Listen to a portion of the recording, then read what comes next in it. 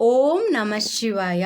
ప్రతి ఒక్కరికి కూడా సొంత ఇల్లు ఉండాలని కోరుకుంటారండి. అయితే ప్రతి శనివారం కూడా మీరు ఏం చేయాలంటే ఒక ఎల్లో కలర్ బ్లౌజ్ తీసుకొని అది వెంకటేశ్వర స్వామి పాదాల దగ్గర పెట్టండి. పెట్టేసి అందులో ఒక రూపాయి వేయండి. అలా ప్రతి శనివారం కూడా ఒక్కొక్క రూపాయి వేసి మీరు ఎప్పుడైనా తిరుపతి వెళ్ళినప్పుడు ఆ మొక్కుని తీర్చుకోండి. అలాగే గోవిందయ్యకి చెప్పుకోండి, నాకు ఉండడానికి ఒక సొంత ఇంటిని ప్రసాదించి గోవిందయ్య, ఇంతకు మించి మనకి ఏం కావాలండి? ఉండడానికి ఇల్లు, తినడానికి తిండి, అంతకు మించి భగవంతుడికి ఇంకేం కోరుకుంటాం చెప్పండి.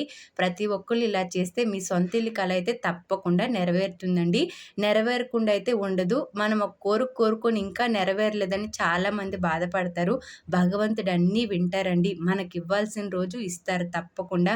మనకి ఎప్పుడు ఏది జరగాలన్నా అదంతా భగవంతుడి సంకల్పం అండి. మనం పైకి వెళ్ళాలన్నా కిందకి దిగాలన్నా అంతా భగవంతుడు రాసి పెడతారండి.